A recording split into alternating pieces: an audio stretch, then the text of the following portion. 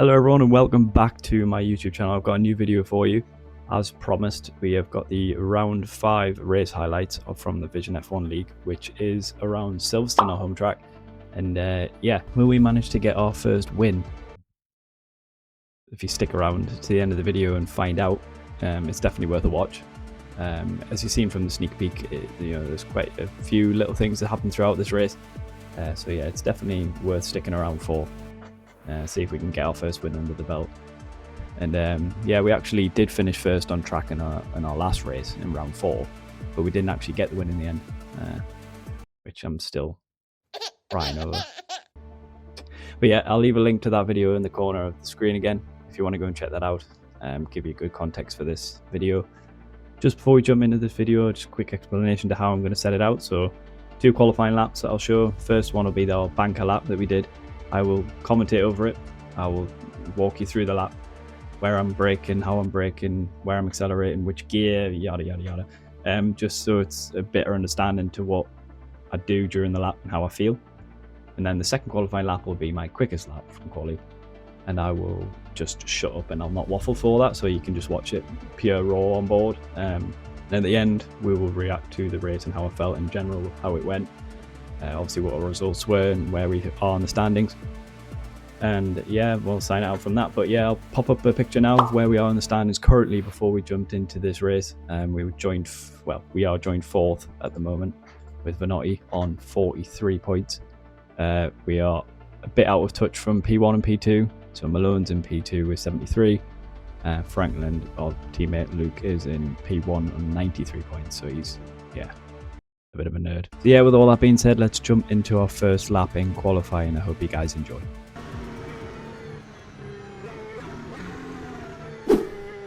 So you joined me for our first lap in this qualifying session. It is our banker lap, so it's not going to be anything special. It's just about getting a time on the board that we can improve on throughout our qualifying.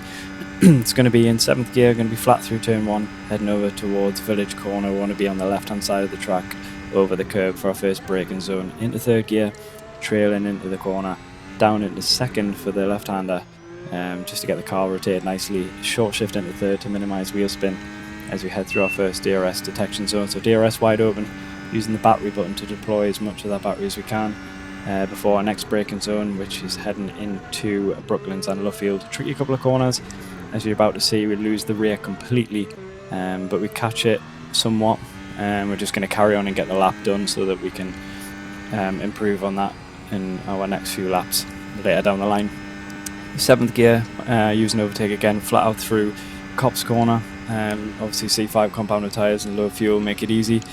Through Market and Beckett, flat through the first one, and then we're going to dab the brakes and downshift for the next few apexes, just to get the car rotated and get through there nice and quickly.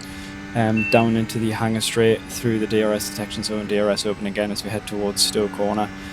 Again, left hand side of the track, want to be braking just as the curb starts, get it flicked in nicely, hitting that apex. Approaching the end of this lap now towards Vale and Club Corner, want to be braking just as the curb starts, and we're going to get the car turned in nicely for this last sort of chicane, holding the throttle just to minimise wheel spin as we hit the last apex and finish this lap. And the time is a 1:27.035, which puts us in a temporary P2 with plenty time to find for sure. Yeah, so that rounds out our first qualifying lap. It was fairly decent, it wasn't anything special, but yeah, so we're going to head into the second lap and qualify now, which obviously I'm not going to waffle over. I'll let you guys just watch that and see how much we improve if we do it all, and where our starting place will be for the start of the race. So yeah, enjoy.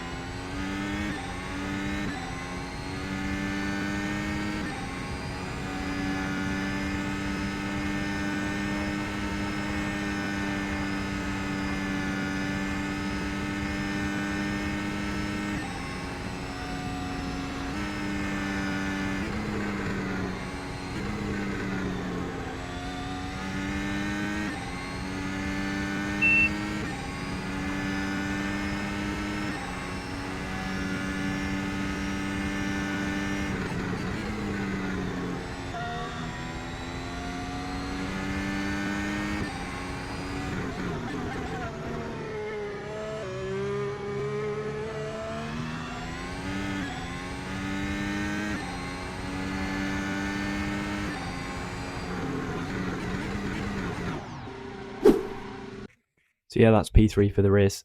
The time of a 1:26.714, as you've seen. I don't think it's as quick as we could have went, as in practice we were doing a 1:26.2, and if you notice, that was actually around about the pole position time. So pole was definitely on the cards, but yeah, we have a pretty bad habit of not being able to perform the time that we do in practice in the actual qualifying session. So it is what it is. P3 is still not a bad place to start. So let's jump into the race. I hope you enjoy.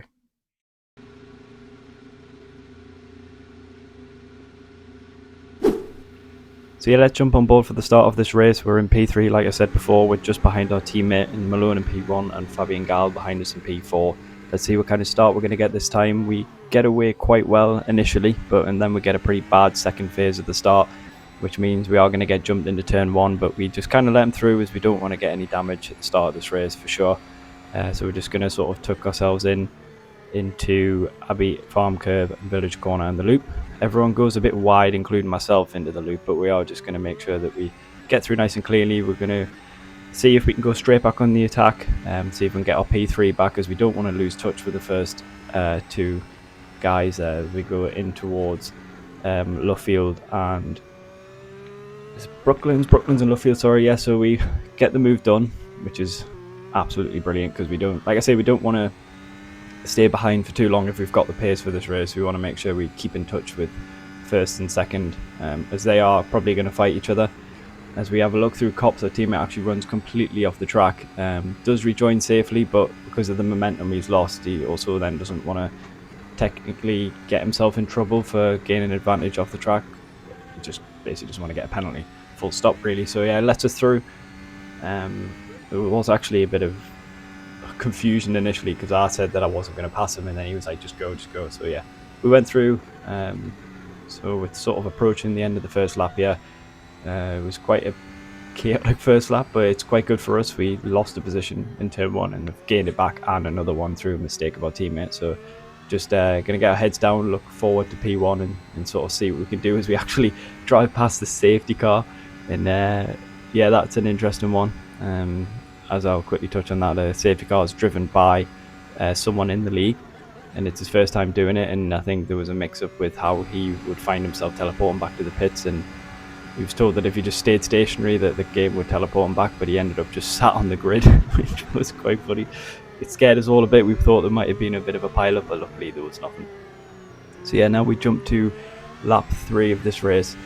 We're actually losing touch a bit with Malone and P1, and our teammates now actually pushing us along a bit. I do actually mention that I'm not using battery there, because I felt as though I was holding them up a bit, so I kind of just mentioned, yeah, I'm not using overtake, I'm not using the battery, just go past. Let's see if we can both work together and pull P1 in, and see what kind of dent we can make into the gap ahead, as obviously we both want to be able to fight for P1, and we sort of didn't want to get caught up with each other.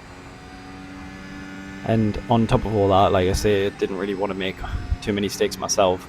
And I had this bad habit in the previous rounds where I would push too hard in the first phase of my race, and then I would make too many mistakes and then just get a bit frustrated. So yeah, quite happy with where I currently am.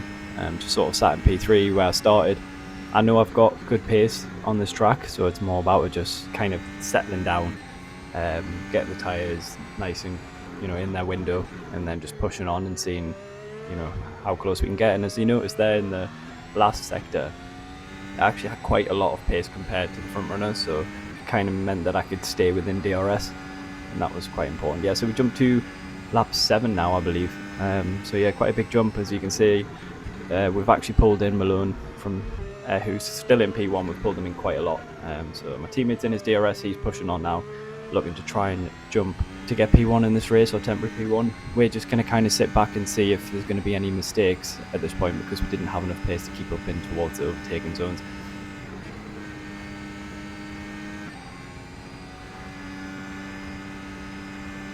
As we head now through Maggots and Beckett's, our teammate is really close. Malone actually runs wide, makes a mistake, and nearly comes together with our teammate. We look to capitalise and get a good exit and get on the throttle early, but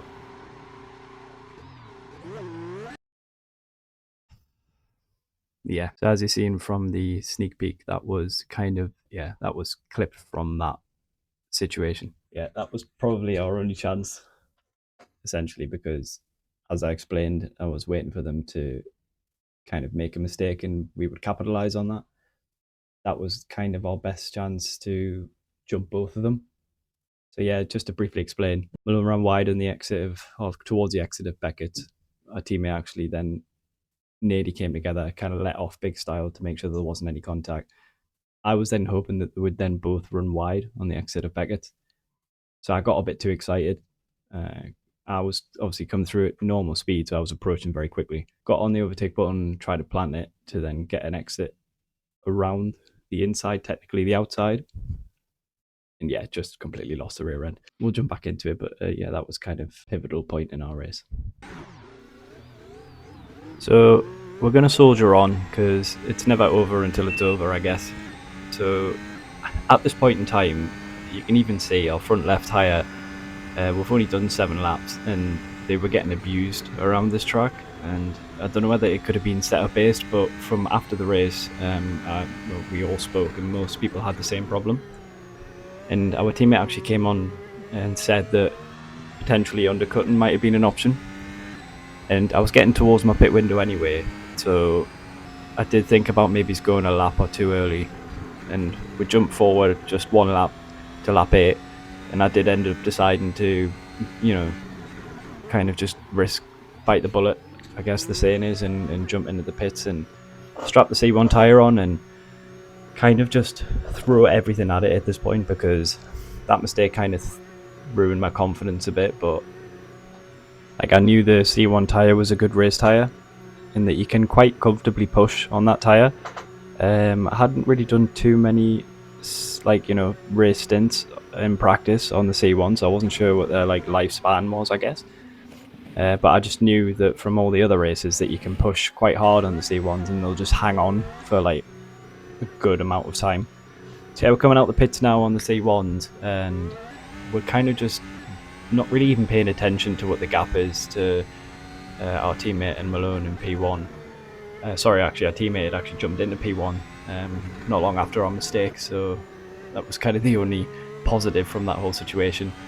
We actually come out behind someone out the pits, so we just kind of want to make sure that we get past them as quickly as possible, because we don't want any dirty air, especially so early into this stint in the race, because we've already pitted a bit earlier for these tyres, so we want them to last, or we want to at least look after them for as long as possible. He actually gets out the way, and to be honest, he had every right to potentially defend that position, but it was really respectful and nice for him just to sort of understand that we're not his race and he's not our race. So yeah, just moved out the way, which was nice. We now jump forward to lap 12 because it was kind of a lonely race after that. So I'm kind of just sort of filling in any sort of interesting parts throughout the rest of my race, whether that be overtakes or not. So we get really close to Diaz here at a good point in time, just as we get onto the straight, so we can put DRS on, get the move done nice and early. So we now move back into our our provisional, back into our P3 spot, where we spend a good chunk of this race. So we're going to jump right towards the second to last lap now, and the reason being is nothing really happened. It was quite a lonely race, but as you'll notice as I'll zoom in on our overlay, that our front left tyre is on 1%, or at least very low, and I was terrified about getting a puncture, so I was kind of on the fence and kind of stuck to make quite a quick decision here, as you'll see. I didn't know whether to stay behind or stay on these tyres and risk it, and maybe hope that Malone might get a penalty, or do I jump into the pits and whack the C5 tyres on for the last 2 laps and hope that maybe Malone then gets a puncture instead. And the reason being is that everyone, like I said earlier, had the same issue with this front left tyre. It was getting absolutely destroyed on this track, and with my overlay I wasn't sure how accurate it was, and I'll explain after the race and how accurate it was. So I didn't really want to risk getting a puncture and then losing out. So I thought, well, if I put the C5 tyre on and maybe if Malone does get a puncture, and maybe I could then catch back up and then jump into P2, which would be a nice kind of a nice way to end the race after the problems that I had. So we jump onto the leading up to the last lap now, we actually get caught up between or behind a couple of back markers who are fighting each other, so I didn't expect them to get out of the way super quick, because they were probably concentrating on fighting each other, which is fair enough, but they do get out of the way as we like start our last lap of this race now. And yeah, there isn't really any signs of Malone having a puncture up ahead.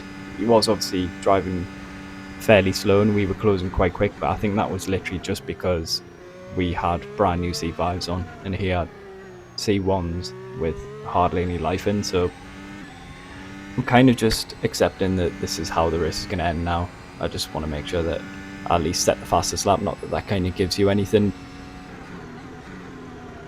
I just at least wanted to feel as though that I did achieve something on the C5 tyres, even if that is the fastest lap, because we're not actually making enough of a dent into Malone. He obviously hasn't got a puncture, and that was kind of a teaser to me to understand that the overlay that I've got that tells me about my tyre life isn't super accurate. So yeah, our teammates now crossed the line and he's finished in P1, so he's won the race again.